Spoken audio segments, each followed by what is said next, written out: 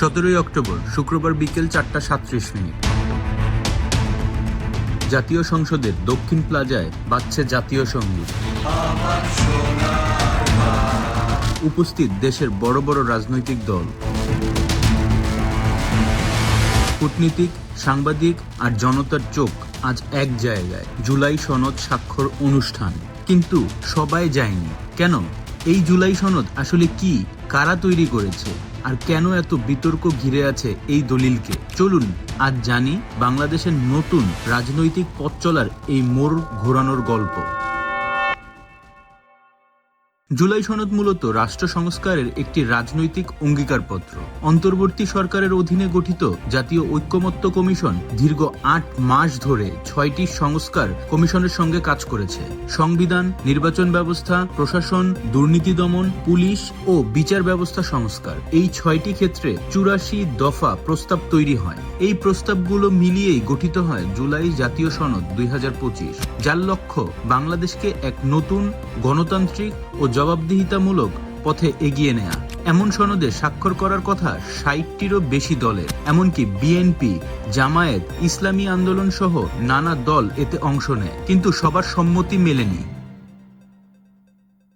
এই অনুষ্ঠানে যায়নি জাতীয় নাগরিক পার্টি এনসিপি এবং 4টি বামপন্থী দল, বাংলাদেশ কমিউনিস্ট পার্টি, সমাজতান্ত্রিক দল, বাসদ ও বাংলাদেশ জাসদ।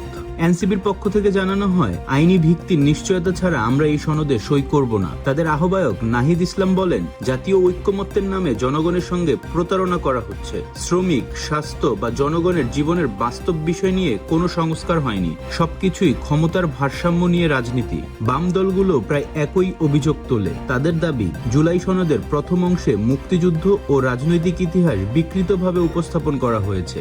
বারবার সংশোধনের প্রস্তাব দিয়েও তারা উপেক্ষিত হয়েছে। 17 অক্টোবর বিকেলে সংসদ ভবনের দক্ষিণ প্লাজায় জনসমুদ্রে পরিণত হয়। প্রধান উপদেষ্টা অধ্যাপক মোহাম্মদ ইউনুস এসে অনুষ্ঠান উদ্বোধন করেন। তবে একই সময়ে বাইরে উত্তেজনা ছড়ায়। জুলাই যোদ্ধা পরিচয়ে এক দল তরুণ পুলিশের সঙ্গে সংঘর্ষে জড়িয়ে পড়ে। লাঠিচার্জ, ইটপাটকেল আর আগুনে উত্তপ্ত হয় রাজধানী। এই ঘটনায় প্রশ্ন তোলে, এই সনদ কি সত্যিই ঐক্যের দলিল, নাকি আরেকটি রাজনৈতিক বিভাজনের সূচনা? জুলাই সনদে রয়েছে 84টি সংস্কার প্রস্তাব, 47টি সংবিধান সংশোধনের মাধ্যমে আর 37টি আইন বা নির্বাহী আদেশের মাধ্যমে বাস্তবায়ন করা হবে। বিএনপি, জামায়াত, ইসলামী আন্দোলন সহ অনেক দল কিছু ধারায় আপত্তি জানিয়েছে, তবে স্বাক্ষর করেছে নোট অফ ডিসেন্টেও। অন্যদিকে এনসিপি দাবি করছে, সনদের আগে বাস্তবায়ন আদেশের খসড়া প্রকাশ করতে হবে, গণভোটে জনগণের রায় নিতে হবে, আর সেই রায়ের ভিত্তিতেই সংবিধান সংশোধন করে নতুন নাম দিতে হবে বাংলাদেশ সংবিধান 2026।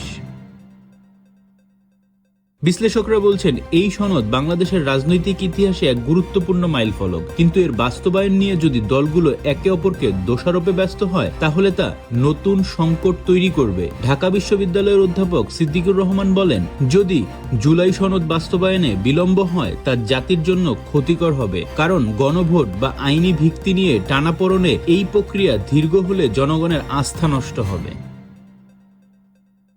জুলাই সনদ, কেউ বলছে ঐক্যের সূচনা, কেউ বলছে প্রতারণার কাগজ, তবে নিশ্চিত এই সনদ বাংলাদেশের রাজনীতিকে এক নতুন অধ্যায়ে নিয়ে গেছে। প্রশ্ন একটাই, এই দলিল ইতিহাসের নতুন সূর্যোদয় আনবে, নাকি আবারও হতাশার অধ্যায় লিখবে? প্লিজ নিচে কমেন্ট সেকশনে আপনার ওপিনিয়নটি জানাবেন। ধন্যবাদ।